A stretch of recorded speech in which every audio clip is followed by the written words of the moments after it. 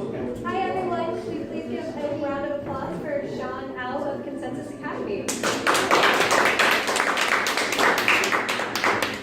Thank you very much, Kelsey, and thank you everyone for coming along so early on a Saturday morning. I'm really passionate about this technology, and what happened was that I got this label, blockchain evangelist. And 2 years ago in Auckland, New Zealand, when I was giving a talk, they made a typing mistake. Instead of the O in blockchain, they had an A. All of a sudden, I was a blockchain evangelist. It sounds pretty gangster, but what you'll find is that the typing mistake still hasn't been corrected to this day. I did a Google search a few days ago, and this is a screenshot. And if you want to try it out later on, if you type into Google blockchain, but you've got to put quotation marks around blockchain. Otherwise, Google will think you made a typing mistake, and you'll find it right there. And I know in the States, blockchain might have other connotations, but let's not go there this morning, and let's jump into this particular talk, sharing how ConsenSys Academy is reinventing the way that we learn blockchain technologies. What I want to do is, in the next half an hour or so, talk about 4 main points. First of all, share some of the research we've been doing and the creation of what we call this 3D knowledge map. We want to highlight that learning blockchain, it's all about interaction and not listening for 8 hours listening to someone speak. I want to demonstrate that learning can actually be fun. And finally, how you can take your learning to the next level in this area as well. So first of all, who are we? Well, at ConsenSys Academy, we're the educational arm of ConsenSys the company, which is a venture production studio. We are aiming to be the beacon of Ethereum and blockchain education, providing world-class training with a team of passionate, dedicated trainers. I want to compare it to learning or defining what the internet is, because if you ask people what is the internet, you'll get a million different answers. For example, a global computer network of information, a bunch of computers connected together, the World Wide Web. And if you want to show your age, you might call it the information superhighway. If you want to show your age, you might want to call it part of life. But that's the challenge. It can be explained in so many different ways. Guess what? So can blockchains. If you ask someone, what is a blockchain? They might say it's a record-keeping system of Bitcoin.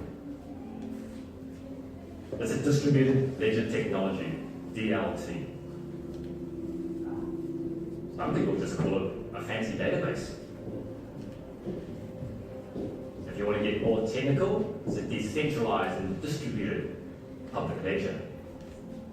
Or if you want to get really, really fancy, you can call it an immutable, censorship-resistant, borderless, permissionless public system of record.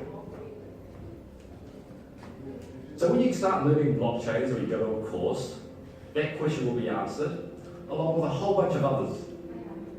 What are the uses of blockchain? What are the different kinds of blockchains? What's the difference between a blockchain and a DLT? And then it gets more technical in terms of what is a hash function, what are public-private keys, and what are smart contracts. So the question is, where do you start? So at ConsenSys Academy here, what we're trying to do is make the learning process better, faster, and more efficient. And what we've done is we're sharing some research. It's still a work in progress, but we've created this 3D knowledge map where you can scan all the concepts and find out what you're interested in and zoom in on that particular concept, because you've got to start somewhere, and usually you start with what you're interested in. Before I jump into that diagram, I know a lot of people in the blockchain space and they talk about blockchains, but if you look under the covers, they actually don't quite understand how it fully works. And that's fine. And the usual argument with that is that, hey, you use email, but you don't need to know how email works. You don't need SMTP servers, you don't need to understand POP, IMAP. The same with the internet. You don't need to learn about TCP/IP or how packets traverse the cyberspace. But I'm a true believer that if you understand more about this technology at a deeper level, you can realize its true potential. So let's take a quick look at what this looks like. We start off at DLT, distributed ledger.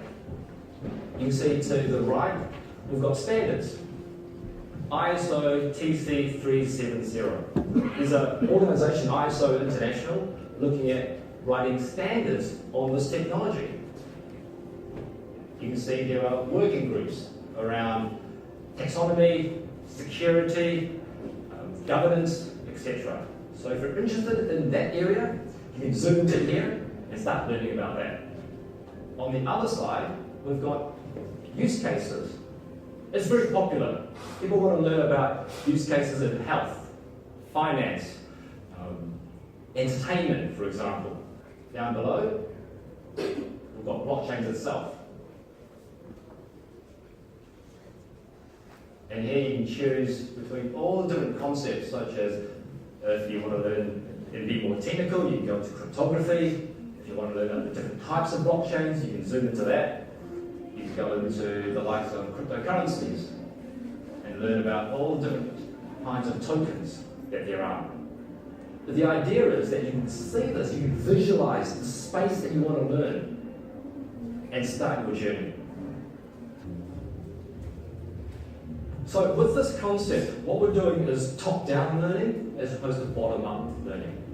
So if you remember back at school, you learned how to count, and then you learned how to add, and then multiply. Because multiplication is just adding groups of the same numbers.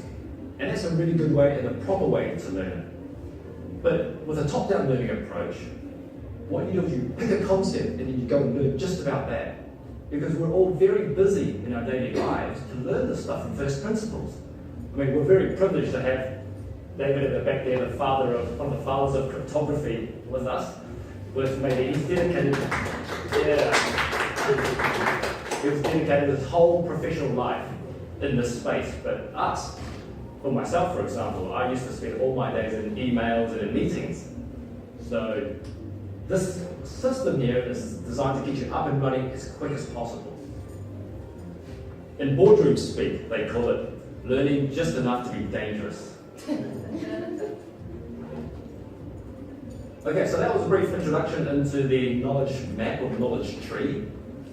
Next, I want to talk about how when you learn this technology, it's got to be interactive. You can't just sit there and listen to someone speak. And what we've done is, this picture here is of Kuhn Brennan, one of our talented trainers based in Austin, Texas. And he created this course called ETH101. So ETH is Ethereal, 101. And he presented this 2 months ago at South by Southwest. I just want to play a short clip of this video.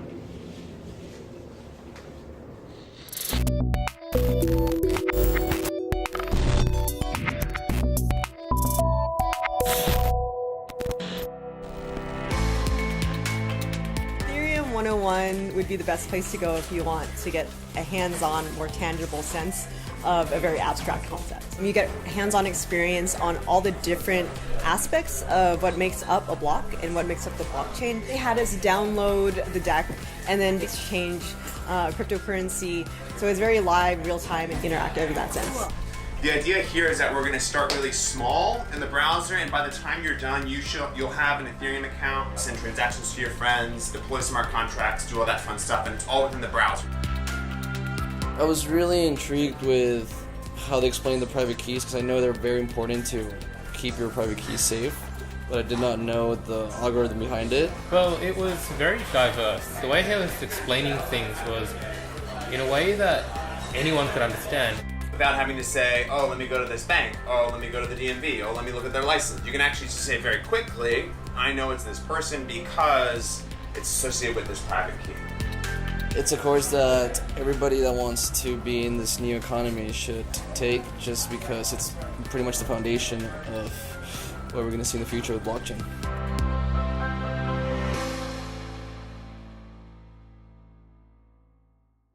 Right. Okay, can someone complete the sentence for me? Blockchain is what, not what kind of sport? Spectator, very good. Just checking you're watching and listening. Okay, so now that I've talked about all this information, why don't we put it into practice and demonstrate that learning can be fun? So I'm going to start off very briefly by talking about private keys, because they're super important in this space. Does anyone know who this person is? Andreas Antonopoulos, one of the popular figures in the Bitcoin space, very vocal about this technology, and he came to New Zealand 2 years ago to a conference along with Vitalik as well. Never in a million years would I think Vitalik and Andreas would come to my hometown in Wales, and this is at the Hobbit Museum as well. And he tweeted, so you scan the QR code, global neutral platform of trust, your keys, you're precious. Not your keys, not your precious. Hashtag New Zealand. So what does that mean? Well, the keys he's talking about are private keys, of course. But does anyone know what a private key is?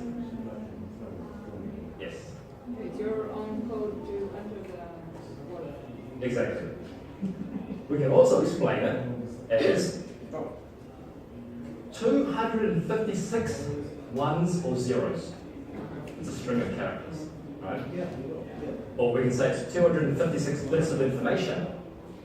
And the simplest way to create a private key is to take a coin and flip it 256 times.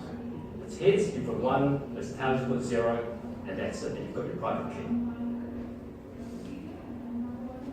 So, I talked about 256 bits of information. What's 1 bit? 1 bit is either a 1 or a 0, on or off, yes or no, it's binary. Taking you back all the way back to high school. If I've got 2 bits of information, I can generate 4 different options. So it could be heads, heads, head, tails, tail, head, or tail, tail.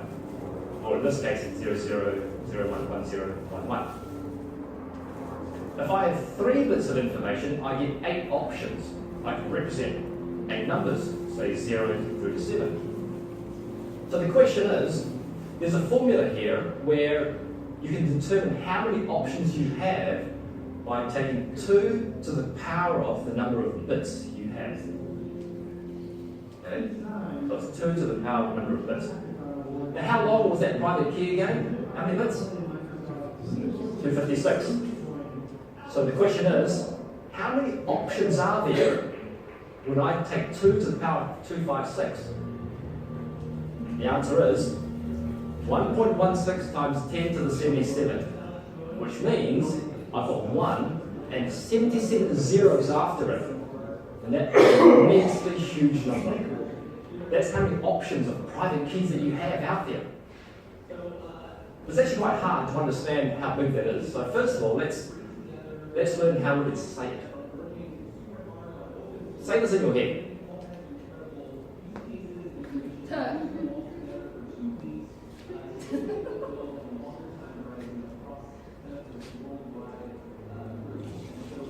That's how you say that number. What I want you to remember is it's actually 115 quattro vigintillion. Now to help you remember that, as a takeaway, you can tell your friends at a bar tonight that I know the answer. Who here drives an Audi? Anyone? Yeah? There's an Audi Quattro in there. Virgin, think of the Virgin Mary. Tillion, think of a trillion. So you've got a trillion Virgin Marys driving an Audi. That's how many private keys there are in the space. So 115 trillion Virgin Marys driving an Audi. Next, how big is it? Well, did you know there are 7 with 18 zeros grains of sand on Earth? In other words, 7 billion grains of sand. But it's much larger than that, because there's only 18 zeros, not 77. There's 30 with 21 zeros, stars in the observable universe. You can Google all of this, that's where I got the information from. There are 30,000 billion stars in the observable universe. But that's still way smaller than the number of private keys. Finally, there's one with 80 zeros, atoms in the observable universe. That's the ballpark that we're talking about. This graph here shows that the global hash rate of Bitcoin is 50 billion. What that means is that if you take all the computers in the Bitcoin network, you can make 50 billion guesses every single second. So if I try to guess the number of private keys there are in the world, sequentially from 1, 2, 3, 4, 5, 6, 7, up to 115 Virgin Marys driving an Audi, then we'll do some maths. So I've done this for you because it is Saturday morning. I take the number 77 zeros divided by 50 billion guesses, and it's going to take 57 zeros seconds. There's 32 million seconds in a year. I divide one by the other, and it will take 2 with 49 zero years. The universe is estimated to be around for 14 billion years. So again, I'll divide it one number by the other. And what I get is 5 with 39 zero times the age of the universe, which for all intents and purposes is infinite. Now, that's 5,100 billion times the age of the universe. But some people say, well, what about quantum computing? If quantum computing was a billion times faster than we have now, that's 4 billions,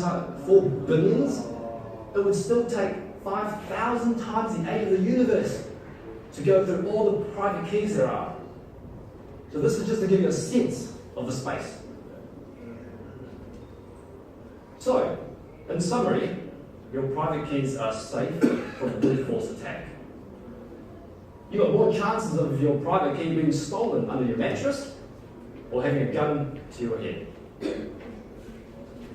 But what I want to do is throw a spanner into the mix.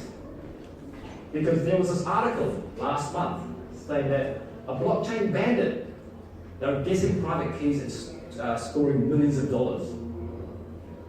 I won't go through this article, but hopefully if you are interested and you want to read it, the information I've given you today will help you understand it.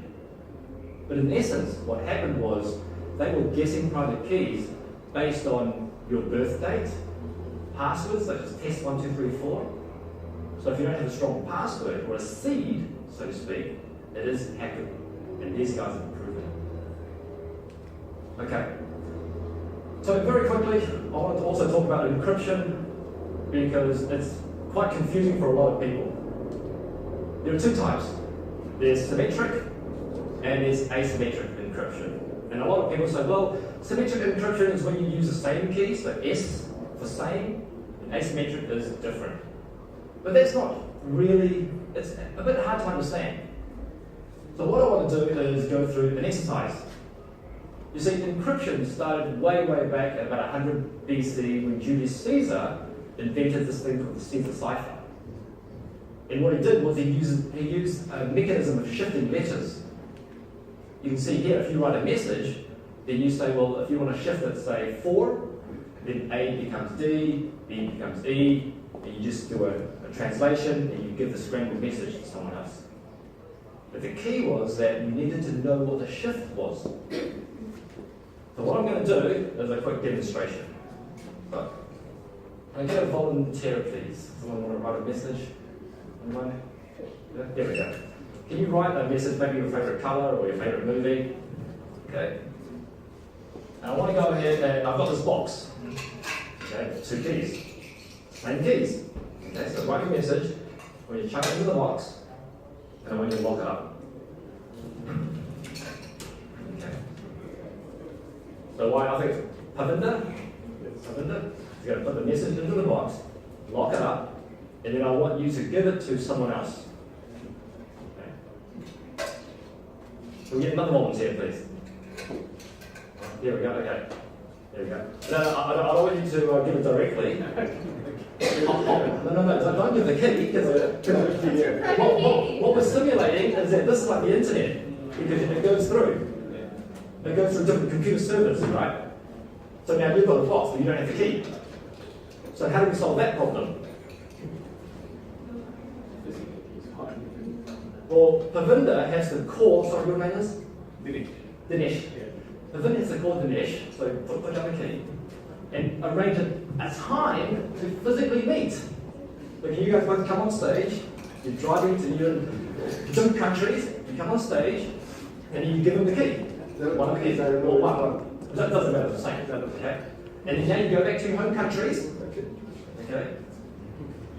And now you can open the key. You can open the box, you get the message. That's symmetric encryption. Same keys. But what was the problem? I mean, could Pavinda FedEx the key to him? Could Pavinda put it through the mail, or if it was digital, email it to him? You could, but it's not safe. That's the problem. Using a shared key is difficult. Okay? So that's why there's the concept of asymmetric encryption. Now, asymmetric encryption is a lot harder to understand, but what happened was that in the mid-1970s, a British engineer called James Ellis discovered that locking and unlocking are actually inverses of each other, or opposites. What you could do is you could break up the key and have a public portion of it and a private portion of it as well. So, again, as mentioned, it is quite hard, and I can't explain it, I can't do it justice in a few minutes, but there was a very simple video which uses colour as an analogy. So here, everyone decides on a shared colour. So we've got Alice and Bob sending a message to each other, and we've got Eve standing for an eavesdropper. And the shared colour is yellow. So I'll play this. First, they agree publicly on a starting color, say yellow.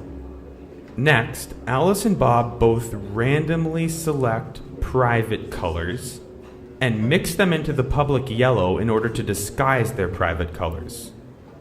Now, Alice keeps her private color and sends her mixture to Bob, and Bob keeps his private color and sends his mixture to Alice. Now the heart of the trick. Alice and Bob add their private colors to the other person's mixture and arrived at a shared secret color. Notice how Eve is unable to determine this exact color since she needs one of their private colors to do so. And that is the trick. So again, that was just to demonstrate very briefly how you can share something securely without having to physically meet. So a quick check. I am an instructor. This is a workshop. So what kind of encryption does the coin box represent? Symmetric encryption. What kind of encryption does color mixing represent? Asymmetric encryption. Right. Okay, so now let's move on to the final point here, how you can take your learning to the next level. Because again, it is all about you guys. The first place to start is to understand what you want to learn, what you're interested in. And then also to understand what level you are at and how deep you want to go. Because not every one of us wants to learn about cryptography and modular arithmetic and logarithms. We just want to learn about use cases, how it's being used, and maybe just in the business world as well. For example, as you saw in the 3D model, you can learn about ISO, the standards, use cases, maybe you're interested in energy, for example, as well. And then with the map that allows you to just pinpoint where you want to start, and those boxes I didn't show you, but you can actually click into the box and it will explain what that concept is about. It will link to further reading, there will be videos inside as well. Now what you'll find is that when you start your journey, there are so many ways to learn on the internet. First of all, there's the online learning component. It's self-paced, it's on demand, it's really convenient for you to learn at your own pace, at your own time as well. And you can do 1.5 times the speed. If you know a concept, or you can slow it down to 0.75, rewind it. So that's really convenient. After that, there's the live instructor webinar that you can go and see someone, hear someone speak, and interact remotely with them. And of course, the last option there is the in-person, on-site, where someone's talking in front of you as well. So the range is up to you to suit your style of learning and what you want to learn. So, in conclusion, I presented and shown you this 3D knowledge model map. We learned that learning is not a spectator sport. You want to get your hands dirty, involved, to help solidify the concepts. I mean, we're not 10 years old where our brain is so malleable that we can absorb anything we want. Learning can be fun. For me it is, and I hope that you guys got some enjoyment out of it as well, because it is a life learning endeavour. And of course the final point there was how you take your learning to the next level as well. So, hopefully, when you undertake this blockchain journey, you'll understand that you're learning more than you bargained for. Because I started out with mining and trying to make a little bit of money, $50. But what I've learned is what trust really means. I've learned what money really is. And then I've also learned that ConsenSys, not the company as in here, but the ability to agree on something when you don't trust a group of people is actually really difficult. But it's really amazing how it can be achieved. So with that, I hope this presentation has been useful. I hope it's been interesting. And I challenge you guys all to embark on this learning journey with myself and with Susie as well as part of the Academy. So thank you very much.